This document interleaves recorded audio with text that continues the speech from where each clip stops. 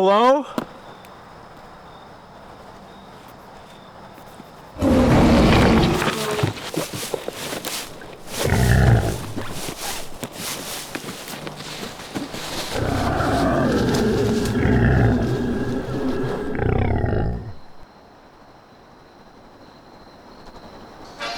This is an official Nature Public Service announcement, produced in cooperation with the Hidden Animals Association.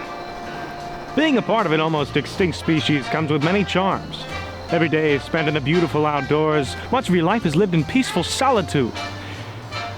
And all of nature respects you. Well, almost all of it. There is one animal. An animal which will strike fear into all others. An animal that has killed hundreds of other species and billions of its own kind. They are ugly, lack manners, and are downright sadistic. Yes, that's right. I'm talking about humans.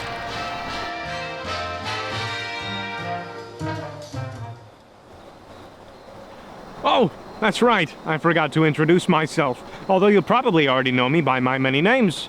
Bigfoot, Yeti, Sasquatch, Mark.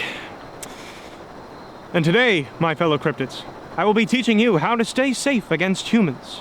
So listen up, for what I'm about to teach you may just mean the difference between life and death. So you may begin to ask yourself, what exactly is a human? Well, for that, let's refer to this diagram here to explain some of the key identifiers. The first identifier is their disgusting and hairless body. It's very fleshy and weak. Another great identifier is their use of 2 legs to walk around. Humans predominantly use 2 legs to walk around. Unlike me, however, they rarely use those 2 legs. This is because humans are incredibly lazy. Another great way to identify a human is the sounds they make. Their voices are very distinct, and much like their physical appearance, very gross. I shall now play a recording of human speech. Be warned. It is not for the faint of heart. Hey, darling, you mind passing that potato salad? Oh, sure, honey. Thank you so much. Disgusting. Now you may think, well, Mr. Bigfoot, yeah, the humans hurt to look at, but they don't seem harmful. This could not be further from the truth. Don't believe me? Go ahead. Take a look. With their hairless skin and fleshy bodies, humans may seem harmless at first, but our research has shown it to be the exact opposite. They are violent, horrible, bloodthirsty creatures, and if you were to ever purposefully interact with one, it would be your worst and last mistake. First, they will take evidence of your existence, usually with a camera, and then show it to the authorities. In the second stage, the humans will be consumed by their pursuit of learning all knowledge, and they will start hunting down all cryptids. Once they capture you, they will begin the third stage, studies and experimentation. They'll try and learn about every nook and cranny of your body. But once they test and learn everything they can about the outside of your body, naturally, they will want to take a closer look. A much, much closer look. The fourth and final stage. Death.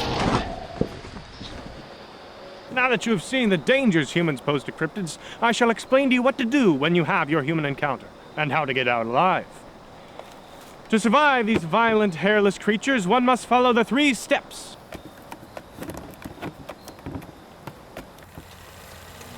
LAP, which stands for listen, avoid, and pose. Now the first step is listen. As I mentioned before, humans are incredibly loud creatures with horrible voices. When walking in nature, be on alert for these sounds, or any human activity. And if you ever see them, or hear them, then it's time for the next step. Avoid. If you ever see or hear any human-related activity, turn around and walk in the opposite direction. Humans are incredibly lazy creatures, and they spend most of their time in the forest vacationing, rather than hunting for food, like a true animal. Meaning that it's best not to let them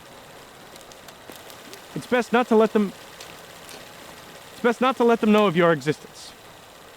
Not all humans are lazy. Some are just really weird and go into the forest with the main goal of hunting you down. And when this happens, you must follow the final step. Pose. Now, most humans' first instinct when they see a cryptid is to take a picture. When this happens, you must pose. Now, when I say pose, I mean pose in the most awkward, human-looking way possible. When you pose behind trees or bushes or act all human-like, it completely ruins the authenticity of their picture. Now, no one will believe that they actually found a cryptid. Now, you may believe that it is better to just fight a human. This is wrong. Not because it's unsafe, but because it's just... That's not as funny. The pose method not only applies to us land-based cryptids, but water-based cryptids like Nessa here can ruin a photo's authenticity just as well. The pose method also applies to air-based cryptids. Take Mothman, for example. Without the pose method, that's a half-man, half-moth beast. But with the pose method, that's no beast. That's a Ken doll with wings. And that's it. Now you know the basics of surviving as a cryptid in a human-infested world. So get out there, enjoy nature, and remember, listen, avoid, and pose.